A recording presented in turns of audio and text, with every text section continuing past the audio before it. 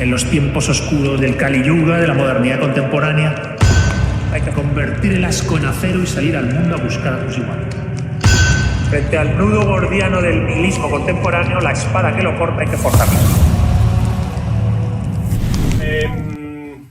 Veo que muchos conocéis a Gonzalo y además algunos seguro lo habéis conocido igual que yo, en YouTube, en tertulias políticas, que no es por la razón que le he traído aquí. Bueno, pues sí, coincido con él en líneas generales en su forma de pensar y ver el mundo, pero resulta que también sabe mucho de rock and roll y de rock y de heavy metal. Digo, hombre, qué casualidad. Entonces, en varios programas que le he visto, digo, eso me interesa. Y me pareció muy interesante traerlo aquí para que hable de eso que yo os he contado alguna vez en clase, porque aquí hay muchos que sois alumnos míos, el discurso vacío, ¿no? Siento que hay muchos músicos y gente que toca la hostia, pero que no dice nada. Y entonces le propuse, digo, ¿por qué no vienes aquí a hablarnos de cómo va el mundo y el discurso vacío? Digo, ¿pero qué quieres que hable? Digo, no tienes que preparar nada. Si lo que tú dices ya, con eso vale, ¿no? Bueno, no sé qué tendrá preparado. Sabéis que tiene varios libros publicados, cosa que os recomiendo. Yo tengo ahí El Aullido del Lobo, que es el último que he sacado, y hay uno muy interesante sobre los celtas, porque Gonzalo es doctor en historia, tiene una tesis doctoral sobre los celtas, y hay un libro que está en Amazon, ¿no? Que es donde lo compré, que es una adaptación divulgativa de su tesis doctoral, que yo la recomiendo desde aquí. Ha propuesto que él va a hacer su ponencia todo seguido, después habrá un debate, has dicho, tertulia un poquito, y después hay un café y unas pastas para el que quiera, y los que queréis cervezas, pues las traéis de la Aldi. ¿De acuerdo? Bueno, pues yo encantado de esta tan peculiar reunión, ¿verdad? En un local de ensayo nos encontramos aquí algunos náufragos del rock and roll para hablar del discurso vacío en la música actual y el discurso vacío en los tiempos que corren. Entonces, mirad, yo voy a hacer un breve repaso de algunas cuestiones personales, y luego también de filosóficas respecto de la cultura rock, históricas y filosóficas respecto de la cultura rock, para luego ir abordando paulatinamente la situación actual de la música popular y ver hasta qué punto la música popular a día de hoy, bueno, pues ha perdido la enjundia y el poder que llegó a tener a través de los andamiajes de la cultura rock. E incluso veremos cómo, a mi humilde entender, eso ya no va a volver. Y quizás lo que hay que preparar es otra cosa completamente nueva que todavía no existe y que no podemos todavía quizás discernir cómo será. Entonces, fijaos, la cultura rock y el heavy metal, primero a nivel personal mío. Fijaos, yo tenía 8 años, en el año 1983, ya estoy viejuno, Tenía 8 años y me habían apuntado al conservatorio de música, no aprendí nada, fui un absoluto inútil. Fui al conservatorio, piano, lo que sea, yo nunca aprendí nada, fui un inútil total. No tenía ninguna inteligencia en ese sentido, la verdad. Pero yendo al conservatorio pasaba por una de las pocas tiendas de discos que había en Toledo. Entonces ahí tenían, era el año 1983. Quien sea un poco viejuno sabrá que en los años 80 el heavy metal reinaba. El rock duro era el rey. Había el imperio del rock duro y el heavy metal. Entonces yo recuerdo que tenían en el escaparate el famoso Peace of Mind de Iron Maiden. ¿Os suena? ¿Lo conocéis? En la portada el monstruo Eddie, con una chaqueta de fuerza, el rostro monstruoso, con un engranaje en el entrecejo que parecía que le sujetaba el cerebro, un hilo de sangre que le caía, y una boca que se abría monstruosa y unos ojos en los que en la profundidad oscura de los ojos brillaba una luz. Bueno, yo quedé absolutamente fascinado e insistía a mis padres, por favor, que me regalaran el disco. Yo no recuerdo si me lo regalaron por mi cumpleaños o con cualquier otra excusa, pero con 8 años me regalaron el Peace of Mind. Y en el tocadiscos que había en mi casa lo puse. Y aunque yo no sabía inglés, no entendía bien las letras, algo mi padre siempre supo de inglés, me ayudó a traducir algunas cosas, y cuando algo te apasiona, aunque seas lerdo para la música, a lo mejor no eres malo para leer las letras, buscar en el diccionario y casi palabra a palabra traducirlas. Entonces, claro, en el Peace of Mind te encontrabas una lírica fascinante. Mitos, leyendas, guerreros, la novela de Dune, el vuelo de Ícaro, el código del Bushido, la batalla de Balaclava, simbología del antiguo Egipto vinculada a Aleister Crowley. Cuando el disco se abría, aparecía una foto de los Iron Maiden dentro. Era una foto, bueno, pues artística. Entonces estaban sentados como en una mesa de un banquete, y había un cerebro gigante, se lo iban a comer el banquete. Detrás había una puerta que se abría y aparecía la muerte con la guadaña. Y Bruce Dickinson, el cantante de Iron Maiden, llevaba un puñal, había pinchado una manzana, le había dado un mordisco y enseñaba el puñal con la manzana mordida. Puede parecer una tontería, pero la intensidad de la mirada de Bruce Dickinson, Cuidado que cantante cometes de Iron pecado. Maiden, en el Peace of Mind, yo recuerdo mirar eso y decir, vale, ya sea lo que sea mi vida, pasa por tener la mirada de Bruce Dickinson en esta puta foto. Cualquier otra opción no me vale. O sea, o se vive así o es que has desperdiciado tu vida. ¿Vale? Pues tenía 8 años y la música rock, el rock duro, el heavy metal ya entra en mi vida. Y luego, bueno, pues años después, en el año 1991,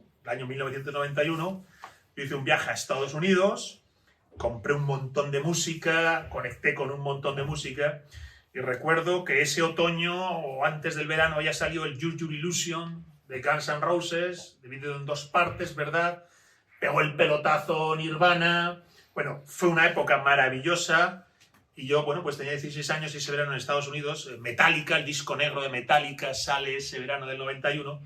Bueno, pues yo quedé absolutamente otra vez reflipado con el rock duro y heavy metal y dije, bueno, esto es para siempre. Ahora, fijaos que cuando tenía 8 años en el Peace of Mind encontré un rasgo característico del heavy metal. El mito, la leyenda, la historia. Lo hemos hablado de mi amigo Javi y yo muchas veces, ¿verdad? Cuando escuchas rock duro, joder. Cuando escuchas heavy metal, es que se te abre a través de la lírica, la estética, las portadas, el ámbito del pensamiento mágico legendario. Pero en el Appetite for Destruction de Guns N' Roses, lo que se te abre es el rollo de la actitud, la chulería, la calle, la vida, la belleza y el peligro, ¿no? El rollo Rolling Stone, belleza y peligro. Bien, pues eso es lo que yo llamo el rock duro, hard rock, belleza y peligro, y el heavy metal, el mito y la leyenda. Y entonces, a partir de aquí, bueno, pues gran parte de mi sensibilidad estética, cultural, musical, ha tenido que ver con el rock duro y el heavy metal siempre. A día de hoy sigue igual. Y es verdad que mucho tiempo después no he dejado de escuchar música, ya sea metal, ya sea rock and roll, y tan pronto, bueno, pues disfruté muchísimo de Slayer, una banda que he visto 6 o 7 veces en directo, no sé ni cuántas veces he visto Slayer en directo. War Ensemble, es una de mis canciones favoritas de toda la vida, ¿no? El grito ese, War, tío, guerra, y sale la guitarra de Kerry, es música para destruir el mundo con una carcajada, ¿verdad? Escuchas Slayer, cierras los ojos y ves columnas de fuego destruyéndolo todo a su paso. Y dices, qué maravilla, no hay cosa mejor que eso, ¿verdad? Slayer. Pero igual que descubrí Slayer, bueno, pues descubrí a Lou Reed, yo soy un fan total de Lou Reed. De ese disco, yo digo, un poco peligroso de escuchar, el Rock and Roll Animal. Si se te mete ese disco en el cuerpo, pues acabar haciendo locuras con tu vida, ¿verdad? Vivir en el filo, Rock and Roll Animal, Lou Reed. Y entonces, va a coincidir que conforme más disfruto de la música rock y más la interiorizo hasta el punto de que se convierte en un andamiaje de personalidad, más voy llegando, por otro lado, a lo que serían las filosofías propias del mundo tradicional, de la cosmovisión tradicional. Mi búsqueda espiritual no se satisface con ninguna filosofía moderna. Leer a Carlos Marx, a Kant, o a Adam Smith, o a Descartes no me sirve para nada, e incluso el mero cristianismo se me queda pequeño. Estás buscando algo mucho más profundo que casi resuena con el mito y la leyenda del heavy metal. Y entonces voy llegando a la cosmovisión tradicional. Y providencialmente en el año 99 me encuentro con el tradicionalista, perennialista español Antonio Medrano, que siempre reivindico su nombre y su obra, y su famoso libro La lucha con el dragón, a día de hoy descatalogado, que es un compendio total de cosmovisión tradicional antimoderna absoluta. La tradición eterna a través del mito del héroe, el dragón y la batalla contra las fuerzas oscuras, ¿no? Y a raíz de ahí ya voy tirando del hilo y me voy encontrando, bueno, pues con la obra de Julius Evola, Cabalgar el tigre, Los hombres y las ruinas, Rebelión contra el mundo moderno, y con las prácticas y disciplinas espirituales que se vinculan a la cosmovisión tradicional. Y entonces, bueno, pues va despertando en mi interior la idea de vivir un tiempo, el actual, de forja interior, de victorias sobre uno mismo para vencer el mundo disparatado y patas arriba que tienes enfrente, de surfear la ola del Kali Yuga, de cabalgar el tigre. Y me voy dando cuenta de que no hay banda sonora mejor para surfear la ola del Kali Yuga que el rock duro y el heavy metal. Es decir, hay una disciplina hacia adentro de conquista interior, hay una manera de enfrentarte a un mundo patas arriba. El tigre está desbocado, es el dragón del fin de los tiempos, bueno, pues montar el dragón de los fin de los tiempos a ritmo de Slayer, ¿verdad? Y a partir de aquí, lo he vivido así durante años y años. El rock duro, el heavy metal, incluso ya por una cuestión personal, le puede pasar a cualquiera en el mismo sentido. Lo que más te enamora cuando tienes 16, 17, 20 años, no lo pierdes nunca ya.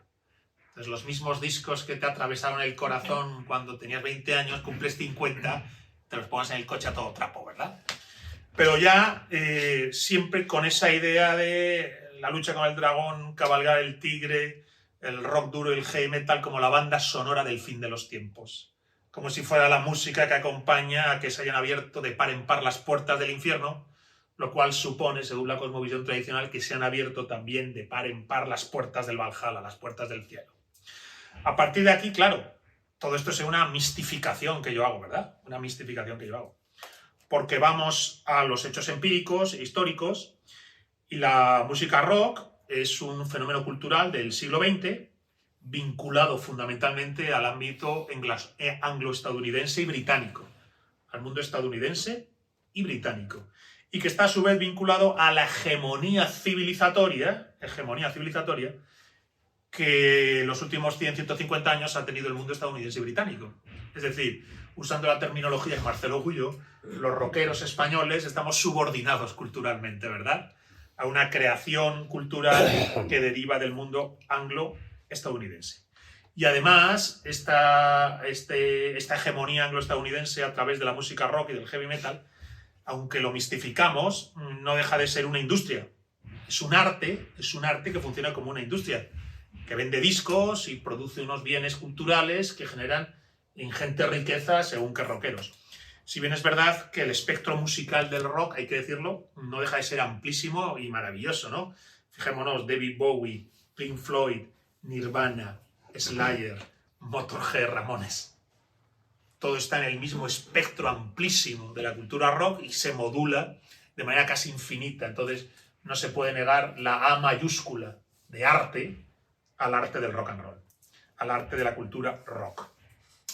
Y del mismo modo que lo vemos en ese sentido histórico, tiene que ver con la hegemonía anglo-estadounidense, también hay un origen histórico. Te vas al delta del Mississippi, los ritmos sincopados, el blues, la tradición celto-irlandesa del country, las orquestas de swing que derivan de la música de Nueva Orleans, que a su vez deriva, ojo, de la antigua presencia española en el delta del Mississippi. Bien, pues todo eso pareciera que genera una especie de ensaladilla de diversidad del country, los negros, los irlandeses, el swing, que andando el tiempo, bueno, pues permite que en los años 50 pegue el pelotazo el rock and roll, ¿verdad? Con Sun Records, That's Alright Mama, Elvis Presley. Bien, hasta aquí, con esto que he dicho, sería, después de la mistificación que he llevado a cabo, después de la mistificación de mi experiencia personal, ver el rock en cuanto a su realidad histórica, ¿verdad? Y decir, bueno, pues históricamente es una forma cultural, musical, vinculada a esta hegemonía anglo-estadounidense, con este origen histórico que tiene que ver con la mezcla en el delta del Mississippi, pero yo aquí hago una salvedad. Y es que la explicación puramente positivista, materialista o histórica que he hecho no es suficiente. Y aquí apelo a las leyendas del rock and roll, y uno de mis grupos favoritos, a lo mejor algunos lo conocéis. ¡Hombre! ¡Qué maravilla, caballero! Una de mis bandas favoritas, que a lo mejor algunos conocéis, los Cramps. Los Cramps son casi arqueólogos de la cultura rock. No sé si vamos a caber todos. Sí, por mira, ahí. Aquí, pasar por acá. ¿Qué pasa, tío? Decía que si en el rock encontramos, en mi caso, una mistificación a nivel personal, yo mistifico a nivel personal el rock duro, el heavy metal, después ponemos los pies en la tierra y vemos que hay una realidad histórica, una hegemonía cultural, decíamos, un origen histórico del delta del Mississippi, el mundo country de origen celto-irlandés, la música blues, los espirituales negros, bien. Pero decía que esa explicación positivista, materialista, historicista no es suficiente. Por las leyendas del blues y por los Cramps. Fijaos, hay una leyenda mítica en el blues que es la de Robert Johnson. Robert Johnson vende su alma al diablo en un cruce de caminos. le enseñan un conjuro por el cual si va una noche concreta del año a un cruce de caminos y recita las palabras, aparecerá una presencia negra. Y esa presencia negra le cogerá la guitarra, le dirá, hazlo así. Le devolverá la guitarra y a partir de ese momento Robert Johnson, bueno, pues podrá triunfar en el blues. Es una leyenda, en realidad es una leyenda, yo diría que es la vinculado a veces al vudú y a la tradición del mundo africano. Conociendo como conozco los mitos y leyendas irlandeses del mundo céltico, me parece una leyenda férica de la tradición celto-irlandesa. En todo caso, la leyenda de que no es simplemente un proceso histórico el que genera el rock, sino que hay una intervención preternatural. Hay una intervención preternatural. Lo cual nos abre esa idea de Kali Yuga. Se abren de par en par las puertas del infierno porque se van a abrir de par en par las puertas del cielo. Bien, pues esta teoría la reivindicaban los Cramps. Decían los Cramps, aquí hay sitio. ¿Ah, sí? Sí. Aquí hay sitio. Decía, los Cramps es una de mis bandas favoritas. Son como arqueólogos de la música rock, de la cultura rock. Coleccionan, lo sabéis si conocéis a los Cramps, singles de los años 50, 60. Y entonces, en una entrevista que les leí hace mucho tiempo en el Popular 1, yo soy un lector apasionado del Popular 1, no sé si conocéis, es la revista Canon de rock and roll en España. En una entrevista que les hacían a los Cramps decían que la explicación puramente histórica o historicista sobre el rock, el Delta, el Mississippi, etc., que eso no era suficiente. Que ellos estaban convencidos que había habido intervención preternatural. Que algo del más allá se había colado en el más acá para que surgiera la música. Bien, pues esta romantización de las leyendas del blues, o esta romantización de los Cramps, maldita sea, yo la hago mía. Yo la hago mía. Y la hago mía porque hemos dicho que en la música rock hay algo de este Kali Yuga, ¿verdad? Es la banda sonora del fin de los tiempos. Yo siempre digo que era imposible pensar antes de a día de hoy, imposible pensar la música de Slayer, ¿verdad? Nunca se hubiera nadie imaginado hacer una música así. Solo es posible cuando ya la bestia del fin del mundo la hemos soltado y corre libre. Bien, pues soltada la bestia del fin del mundo se puede hacer una música como Slayer. O como Black Sabbath, por no irnos a lo mejor a algo tan crudo, ¿verdad? Cuando escucháis Black Sabbath, el primer disco, la primera época, la canción, la portada es Sabbath, Bloody Sabbath, luego hablaré de ella. Dices, vale, esto solo es posible toda vez que la bestia del fin del mundo ya ha sido soltada. Y entonces, esa idea de que la mistificación que yo hacía en mi vida personal y la mistificación que hacen las leyendas del rock a través de Robert Johnson o a través de los Cramps, puede ser que tengan su parte de verdad. En la medida en que efectivamente se ha cruzado una línea, hemos pasado un meridiano cero en la humanidad y, bueno, pues efectivamente hemos abierto de par en par las puertas del infierno, el dragón del fin del mundo corre libre, pero por eso también se abren de par en par las puertas del cielo y la bestia del fin de los tiempos responde a tus espuelas y te lleva al Valhalla. Y entonces tiene sentido decir, no, es que Slayer es la banda sonora del fin de los tiempos. Es que la música o la banda sonora del Kali Yuga es Black Sabbath, Sabbath Bloody Sabbath. Y esta idea tiene no solo esa dimensión romántica o mística que yo estoy queriendo darle, sino que después vas a la cosmovisión tradicional y efectivamente hay toda una doctrina filosófica que podría contemplar estas ideas. Es el famoso Baba Marga o Vía de la Mano Izquierda. Se puede encontrar, no lo voy a desarrollar aquí, en el dionisismo, en la antigua Grecia se puede encontrar. Se puede encontrar en algunas formas de la magia guerrera o de la licantropía guerrera del mundo celto-germánico, no lo voy a desarrollar aquí. Pero donde sí voy a poner el acento es en lo que todos conocemos, en la tradición hindú, esa idea ya a día de hoy corrompida por Occidente, ¿no? Del tantrismo, ¿no? La idea de el veneno se convierte en elixir, aquello que te puede destruir, si lo gobiernas, si lo cabalgas, te puede hacer trascender. Y entonces esa idea de una posibilidad de elevar, sublimar y descondicionar el alma, de alcanzar estados de especial presencia, consciencia y fuerza interior, utilizando aquello que por lo general tendería a embotarte o a alienarte. La idea filosófica del Bama Marga es esa, convertir el veneno en elixir, y tiene su origen también en la idea de que cuando llegue el Kali Yuga, cuando la bestia del fin del mundo quede liberada, ¿cómo vas a recorrer el camino de los Arilla? ¿Cómo vas a recorrer el camino del guerrero espiritual? Bueno, pues convirtiendo el veneno en elixir, asumiendo de manera radical la oscuridad del fin de los tiempos, pero haciendo de esa oscuridad una oportunidad.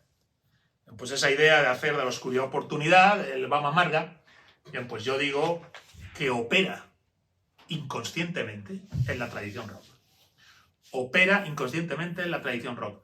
Es como una especie de corriente de fondo o posibilidad potencial que está en la cultura rock, pero que no está actualizada. Es decir, es una posibilidad que yo puedo realizar. Si me pongo con ello, si tomo conciencia de ello, puedo sacar ese provecho a una música tan a veces desaforada, oscura, desgarrada, frenética, ¿verdad? Desmadrada, desbocada. Bien, eso mismo que desbocadamente podría llevarte a la necedad, si lo utilizas y lo pones de tu lado, te lleva a esa idea de elevar, sublimar y descondicionar el alma respecto de nuestra mera ecuación fenomenológica individual, una idea de trascendencia, ¿verdad? Claro, lo tengo que decir las veces que haga falta, yo considero que esto es potencial, está en potencia en el rock, en lo que ha sido la cultura rock, pero no se ha actualizado, porque de nuevo bajas a la realidad y la historia de los rockeros, los que tienen éxito y los que no, los fans y los que no son fans, no es esa, ¿no? La historia del rock está llena de vidas descalabradas. De vidas descalabradas. Es decir, cabalgar el tigre no sale gratis y más si no estás entrenado. Entonces, la mayor parte de las veces en el rock lo que se han generado no han sido personas descondicionadas, sino personas descalabradas. Y a lo mejor, si tienen suerte, no personas descalabradas, pero menos burgueses. Es decir, personas que al final generan un oficio, un trabajo. Y tocan la guitarra, cantan como quien, yo qué sé, va a un taller mecánico y hace su trabajo sin más. Súper digno el taller mecánico, vive Dios. Se te jode el coche, alguien te lo tiene que arreglar, ¿no? Pero ya no hay ese potencial espiritual que aparentemente el rock estaría invocando. Estaría invocando en ese disco Rock and Roll Animal, que te pone en el filo, cabalgar el tigre, en ese Sabbath Bloody Sabbath, recordar la portada de ese disco, los demonios se llevan al condenado, el lecho de muerte, los demonios se llevan al condenado. Pero al otro lado, los demás, los que estamos en este lado no en el de la muerte, en el de la vida, rezamos y lloramos el difunto. Pero a él ya le espera la condenación eterna. O sea, esas imágenes que parecen sacadas casi de una catedral medieval, ¿no? De una cosa gótica, en el frontispicio del heavy metal, Sabbath, Bloody Sabbath. Bien, pues yo digo que a nivel iconográfico, lírico, sonoro, ritmos, melodías, letras, biografías de personajes rockeros, se intuyen articulaciones espontáneas de ese cabalgar el tigre, de esa vía de la mano izquierda. Articulaciones espontáneas casi nunca actualizadas. Y como no son actualizadas, pues la bestia te lleva por delante. Y la historia del rock está llena de vidas descalabradas, no de personas descondicionadas, ¿verdad? No de personas descondicionadas. Ahora, toda esta teorización y práctica, porque en mi caso es romantización, teorización y práctica, todo esto a día de hoy no tiene lugar. El ciclo del rock ha terminado. Asumamos que como forma artística yo creo que ha dado su vuelta entera. Y a día de hoy, bueno, pues efectivamente hay un festival y la gente va al concierto y hay música y tal, pero la capacidad que tuvo de penetrar en la vida personal y en la generación, las generaciones más jóvenes, eso ha terminado.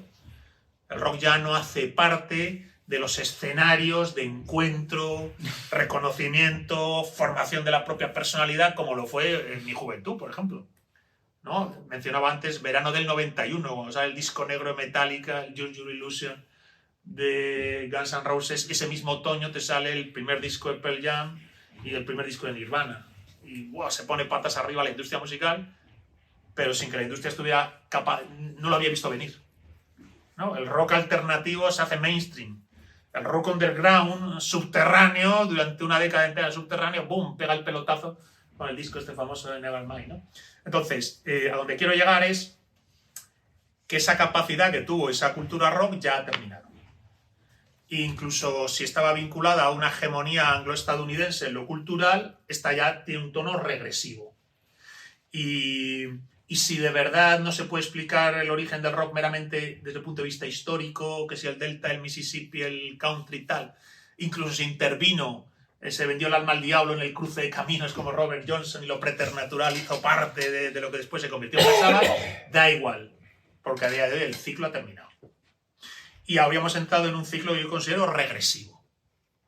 Regresivo en el sentido de que la cultura pop, la cultura popular a día de hoy, no se mueve ni de lejos en las coordenadas que llegó a generar la cultura rock. Yo siempre pongo, por ejemplo, como ejemplo de esto, un disco maravilloso que seguro que muchos conocéis, el famoso Disintegration de The Cure. Lo conocéis algunos, ¿verdad? Disintegration es una obra maestra. Qué pedazo de disco. Las letras sobre el paso del tiempo, la decadencia, la música que acompaña a esa decadencia, la idea de la impermanencia de todas las cosas convertidas en melodías envolventes. Joder, vaya obra de arte. Bien, pues ese disco, tan profundo y tan maravilloso, fue éxito de ventas, ¿eh? No fue un disco que consumimos 4 frikis del rock and roll. O sea, fue un éxito arrollador en el mundo entero. Es decir, la cultura pop, popular de la gente, se manejaba y se intercambiaba con obras de arte, como el Disintegration de The Cure, que hasta la portada es una obra de arte preciosa. Esa portada negra con una suerte de flores semimarchitas y el rostro fantasmal que emerge de la oscuridad de Robert Smith. Joder, es una obra de arte. Bien, pues esa obra de arte no quedó en los márgenes de la sociedad, estuvo en el centro y fue un éxito total. Bien, pues el Bad Bunny ese que tenemos a día de hoy es una puta mierda comparado con Disintegration y The Cure. Es una verdadera basura. A nivel de letras, a nivel de música, es regresiva. Es música regresiva. No sé, en 1985 Iron Maiden sacó el famoso Live After Death, ¿os acordáis? Que en la portada resucitaba como un zombie Eddie y venía una cita de Lovecraft en la tumba. Yo tenía 10 años, era un niño. Pero por supuesto leí la cita, la traduje, el Lovecraft, ¿qué es eso? Inmediatamente mi cabeza empezó a operar. ¿Qué es eso? No, es un autor de literatura de terror. Maldita sea, tendré que leer a Lovecraft que sale en la portada del disco de Iron Maiden, coño. ¿No? Decía en el primer disco que yo tuve, el Peace of Mind de Iron Maiden, la última canción sobre Dune. La canción te encantaba, había una atmósfera como del desierto y del heavy metal. Intentabas traducir la letra, leías Arrakis, Dune, se había estrenado la película aquella, ¿no? Y ya tirabas del hilo y te veías leyendo Dune. Entonces, yo creo que ha habido un proceso regresivo en la cultura juvenil y en el consumo que hace la juventud de la música. Y aquí hay que hacer una crítica a lo que podríamos llamar el latinoamericanismo en la música, esa idea del reggaetón y demás. Que yo siempre digo que ese latinoamericanismo es lo contrario de la América española. Es decir, la Hispanoamérica, la América española no es los Latin Kings. Pero lo que a día de hoy tiene hegemonía como hispánico resulta que son los Latin Kings. Entonces yo digo, este Bad Bunny y todo este rollo no es heredero de Hernán Cortés, ni de Isabel la Católica, ni de Blas de Lezo. Todo ese puto rollo no es heredero de Blas de Lezo ni de coña. Es heredero de las gangs de Los Ángeles. Es heredero de las gangs de Chicago, del rollo de las bandas y de la basura esa. De la lumpenización que se ha hecho de los emigrantes que de Sudamérica han llegado a Estados Unidos. Y esa lumpenización que ha ocurrido en Estados Unidos es lo que llamamos música latina y rollo latino. Vaya, pues eso está en las antípodas de la herencia de Hernán Cortés, Isabel la Católica y Blas de Lezo. Que quede claro. Entonces, cuando también nos dicen, no, es que ahora, fíjate, se está dando la contestación a la hegemonía angloestadounidense con la música latina y el éxito del reggaetón. Digo, no, te estás equivocando. El reggaetón ese es una lectura lumpenizadora de una Sudamérica que se fue de España hace 2 siglos y que se ha convertido en eso porque ha querido. Porque no reclama ser hija de Hernán Cortés. Porque no reclama ser hija de Isabel la Católica. Porque no reclama ser hija de Blas de Lezo. Y te sale la basura reggaetonera. ¿Verdad? Entonces, la regresión que estamos viviendo tiene que ver también con que la música que ahora se impone no supone una victoria de la lengua española sobre la lengua inglesa. Supone, en todo caso, la corrupción de los tiempos que corren por una cultura lumpen de gangs de Los Ángeles. Bueno, pues a la mierda con ello. Prefiero escuchar El vuelo de Ícaro de Iron Maiden. Lo conocéis, El vuelo de Ícaro, ¿verdad? Yo lo leí de pequeño y mi padre me lo tradujo y como se conocía la historia, no, le hace unas alas de cera para volar al sol, el sol le quema las alas y se mata. Y tú lees la letra y dices, wow, qué pasada, macho. Bien, pues eso, Iron Maiden para jóvenes. Entonces, creo que estamos viviendo una época regresiva. El fin del ciclo del rock supone el ascenso no de algo mejor, ni siquiera de una respuesta a la hegemonía anglo-estadounidense vehiculizada con la música de Pantera y de Metallica, sino que lo que tenemos es una pedazo de basura total, regresiva a nivel intelectual, de lírico, de letras, porque incluso algunos dicen, oye, ¿cómo que te parece el lumpen, el rollo latinoamericano reggaetonero? ¿Y qué pasa con Lou Reed? Y digo, no me jodas la vida. No me compares el Rock and Roll Animal, ni la Velvet Underground, ni un disco como Transformer, y las letras de Lou Reed romantizando la decadencia de la gran ciudad, porque hasta en la gran ciudad decadente brilla la belleza. Ese es el argumento de Lou Reed, ¿verdad? Perlas de belleza en Manhattan. En el lumpen de Manhattan, perlas de belleza humana. No me lo compares, por favor, con el rollo gang barato de banda de Latin King de Los Ángeles, coño. Entonces no hay punto de comparación. A partir de aquí, este ciclo regresivo, no sé lo que durará. La música rock, en lo que tiene de potencial de vía de la mano izquierda, de elevar el alma a algo dentro de ti más grande y más fuerte que tu pequeña individualidad, siempre está ahí. Ya sea en un disco melódico y oscuro como el Disintegration, o ya sea en el Battles in the North Immortal, ¿verdad? De black metal. Hemos dicho que el rock se ha podido modular de manera casi infinita. Puedes incluir a David Bowie, puedes incluir a Slayer, puedes incluir el Sabbath Bloody Sabbath y puedes incluir a Bob Dylan cantando Highway 61 Revisited, ¿verdad? Incluso Bruce Springsteen, que a día de hoy no me interesa nada, ¿verdad? No me interesa nada a día de hoy. Cuando grabó Thunder Road, qué maravilla. ¿Conocéis la letra de esa canción? Qué cosa más bonita, joder. Entonces, el rock ha tenido belleza. Ha sido arte con mayúsculas. Y ha sido un arte que yo creo que ha conectado, sin darse cuenta, con estructuras arquetípicas de la espiritualidad humana que tienen que ver con esa idea de cabalgar el tigre, de si ya no tiene arreglo, si todo está perdido, si la medianoche del mundo ha llegado, si el tigre se ha soltado, lo montaré o lo surfearé. Eso es un arquetipo espiritual del alma humana. Y pues yo creo que ese arquetipo estaba de fondo en el rock como potencia que nunca se actualizó. Por eso el rock genera vidas descalabradas y no personas iluminadas, ¿verdad? Pero aún así, a día de hoy el ciclo se ha terminado, podemos rentabilizarlo a nivel personal. Tú puedes ir en el coche escuchando The Cure y decir, joder, viva la belleza. O puedes ir escuchando Slayer y cerrar los ojos y decir, ojalá columnas de fuego lo destruyan todo, ¿verdad? Pero ese rollo reggaetonero, etcétera, como queréis llamarlo, es regresivo. Y ese rollo Latin King es una basura. Y, por supuesto, la América española es hija de Hernán Cortés, no del latineo del Bad Bunny. Y hay que decirlo las veces que haga falta. Cuando nos cuenten otra historia al respecto hay que decirlo las veces que haga falta. Es decir, no. Solo hay una América española, la que es heredera de Hernán Cortés, Isabel la Católica y Blas de Lezo. Y si no es heredera de eso, ya es otra movida. O un indigenismo pachamama, con lo que salga de ahí si tiene que salir algo, o el rollo ese latinoamericano, que en realidad es la subordinación y lumpenización de lo que fue la antigua América española a la hegemonía estadounidense. Entonces, ahora, ¿qué hacemos con este ciclo? Bueno, pues si el ciclo rock terminó, hay que pensar que termina de verdad, que no vuelve. Que nos puede gustar esta música, podemos montar un grupo de rock, podemos incluso quedar a escuchar música, lo que queráis, pero ese ciclo ha terminado. Entonces, ¿qué vamos a hacer ahora? Pues no lo sé, pero hay que pensar, mejor dicho, habría que sembrar con actitud, más que con ideas, con actitud, hay que sembrar la semilla de un nuevo ciclo de música y de cultura popular musical a la contra de esta cosa regresiva que tenemos y que haciendo música para el Kali Yuga ahora la haga a conciencia. Que articule el arquetipo espiritual de la vida de la mano izquierda a conciencia. Que no sea algo sobrevenido que no manejas ni sabía que estaba allí. No vaya a ser que cuando emerja te lleve por delante y acabes descalabrado, ¿verdad?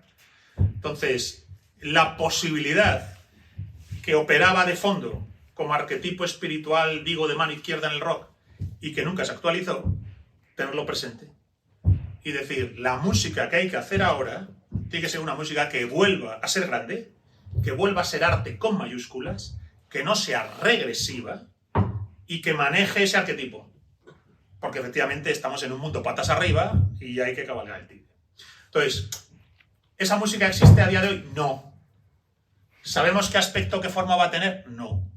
¿Sabemos cómo se va a articular? No. Es decir, estamos en un interregno. Termina un ciclo con una posibilidad que no se manifestó. Yo, viéndolo en perspectiva, creo que es natural que el rock al final no diera frutos espirituales. Los tenía en potencia, no los materializó. No me extraña. Visto en perspectiva es normal. Su ciclo se cierra. Las perlas que nos ha entregado ahí quedan para siempre, ¿eh? Te pinchas Sabbath Bloody Sabbath en tu casa, qué maravilla. Quedan para siempre. Pero el ciclo termina. El que emerge ahora es regresivo total. O sea, es como una especie de potencia de necedad. Escuchas al Bad Bunny ese y yo creo que te vuelves gilipollas. Bien, pues, más allá de este ciclo regresivo que también caerá, que no va a durar, todo termina. O sea, aunque parezca desesperante, dice, no te preocupes, que tú también se acabará. Todo lo que viene que se va, todo lo que nace muere, así que estate tranquilo. Lo que hay ahora también se irá. Y preparar otra cosa.